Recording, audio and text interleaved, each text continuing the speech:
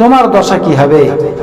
তাই বান্দা, তুমি যেমন ভুলে ইবলিশের ইবাদত করে ফেলো না, মিথ্যা করে ফেলো না, মিথ্যা বলে ফেলো না, অসৎ পথে তুমি তোমার জীবনটা যাপন করো না, অসৎ পথে উপার্জন করো না, হারাম খেও না, অন্যায় অবিচার জুলুম মানুষের উপর করো না। যদি করো তোমার একদিন মৃত্যু নিশ্চিত, অনিবার্য, মরতে হবে। তাই সাবধান, তুমি মরার পূর্বে তোমার জীবনটাকে গঠন করে নাও। তাহলে গঠন করতে গেলে কি করতে হবে? আমার আল্লাহ তাআলা বললেন, হে আমার বান্দা, হে আমার বান্দি, তুমি শুনে রেখে দাও, জেনে রেখে দাও, আমি আল্লাহ তাআলা 1,24,000 পয়গম্বর সৃষ্টি করেছি। তার মধ্যে আমি 25টা পয়গম্বরের নাম আমি আল্লাহ কোরআনে দিয়েছি। আমি আল্লাহ 1,24,000 পয়গম্বর সৃষ্টি করেছি, তার মধ্যে 25টা পয়গম্বরের নাম আল কোরআনের মধ্যে আমি দিয়েছি। হে বান্দা, তুমি শুনে রেখে দাও, জেনে রেখে দাও, আমার নবীদেরকে, আমার পয়গম্বরদেরকে এক এক করে প্রত্যেককে একটা করে আমি নির্দেশ দিয়েছি। সেই নির্দেশ অনুযায়ী তারা তাদের জীবনটা যাপন করেছে। সাথে সাথে তারা যেভাবে জীবনটা যাপন করেছে, তাদের উম্মতদেরকে সেইভাবে জীবনটা যাপন করার জন্য তারা অনুরোধ করেছে।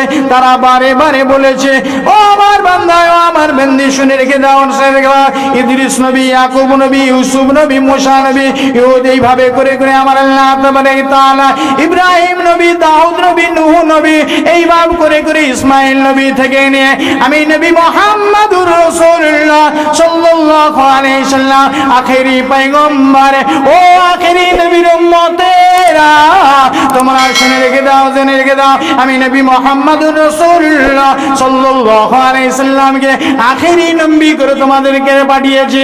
ওই নবী মুহাম্মদুর রাসূলুল্লাহ সাল্লাল্লাহু আলাইহি সাল্লামকে আমি আল্লাহ পাঠিয়ে শুধু ছেড়ে দিই না, তার সাথে আমি নবী মুহাম্মদুর রাসূলুল্লাহ সাল্লাল্লাহু আলাইহি সাল্লাম যখন চলে আসবে, নবীর উম্মতেরা থেকে যাবে, আমি আর কোনোদিন কোন নবী পাঠাবো না।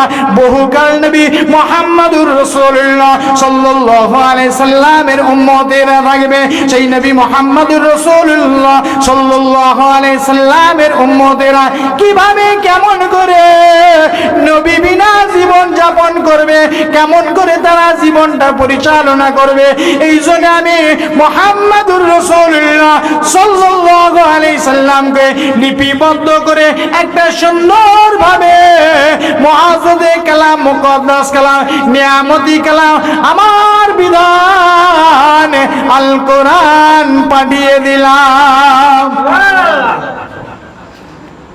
নবী চলে গেছে, কি করে তোমরা জীবন যাপন করবে? তোমরা তো থাকবে, আর তো নবী আসবে না। পরস্পর এক এক করে নবী এসছে, নবী তো আর আসবে না। এখন কি হবে? তোমরা কিভাবে জীবন যাপন করবে? আমার আল্লাহ তাআলা তাই মুআজ্জাজে কালাম, মুকদ্দাস কালাম আর নিয়ামতি কালাম কোরআন মাজিদ, তিনার বিধান তিনি সৃষ্টি করে পাঠিয়ে দিলেন। পাঠিয়ে দেওয়ার পর বললেন কিভাবে বুঝবে?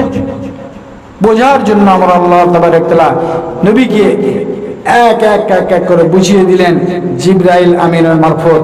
আর নবী সুন্দর করে প্রত্যেকটা তার উম্মত, তার সাহাবাদেরকে তিনি বাতলে দিলেন, বলে দিলেন কিভাবে জীবন যাপন করবে।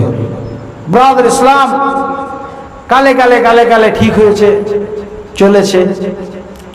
এখন কিন্তু আমরা, যদিও কোরআনটা পাঠানো হয়েছিল প্রত্যেকটা মানুষের জন্য, খালি মুসলমানের জন্য নয়, কিন্তু এখন যেমন কোরআনটা মুসলমানের হয়ে গেছে, তাই দেখা যায় অন্য জাতিরা এই কোরআনকে গালি দেয়, কোরআনকে অসম্মান করে, কোরআন নিয়ে ছেলে খেলা করে, আমার নবীকে নিয়ে ছেলে খেলা করে।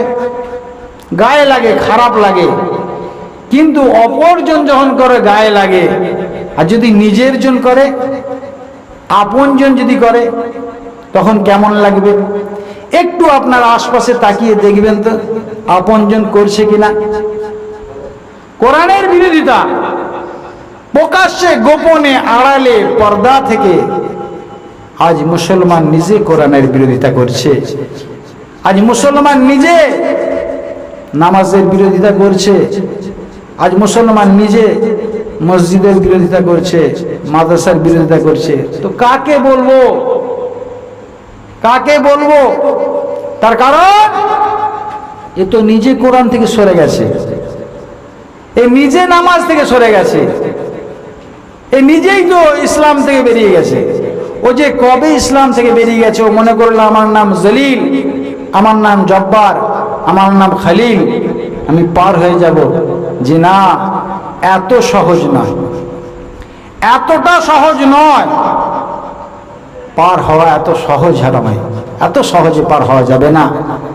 ব্রাদার ইসলাম, এই নামধারী কিছু লোক হয়ে আজ ইসলামটাকে ধ্বংস করে কিছু নয়, সামান্য যদি নবীর একটা সুন্নত, নবীর একটা সুন্নত, এই মাথায় পাগড়ি বা বাঁধা বা কাপড় ঢাকা দিয়ে বা টুপি পরা, এই একটা সুন্নত যদি মুসলমানের 12 বছরের বয়স থেকে নিয়ে একটা সুন্নত যদি চিন্তা করে, ভারতবর্ষে কেন পৃথিবীর ক্ষমতা নেই যেদের দিকে এত সহজে আঙুল তুলে দেয়।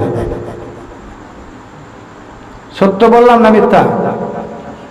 হ্যাঁ, আপনি এই আপনার বাইনানবাসীর কথা বলুন না, খালি বাইনানবাসী, এখানে তো জাতি ধর্ম নির্বিশেষে সবাই আছে। আচ্ছা, যদি মুসলমানরা যারা টুপি পরে, আপনি বলুন তো আপনার পাশের বাড়ি যার নাম রাম, যার নাম শঙ্কর, কোনোদিন বাধা দিয়েছে? বাধা দেবে? তাহলে পরে বার হয়, পরে বার হয়?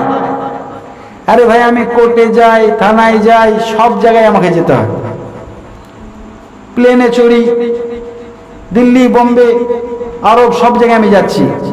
এই আমার দেশ, আমার এই দেশ, আমি আমার নিজের কথা বলছি, যা দেশ দেখছেন তাই। কিন্তু আমি তো মাশাআল্লাহ দেখলাম কোথায় অসুবিধা হয় না, কোথায় অসুবিধা হয় না।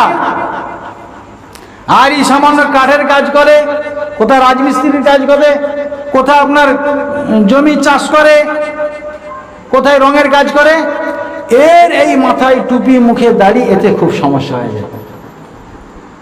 বুঝতে পেরেছেন?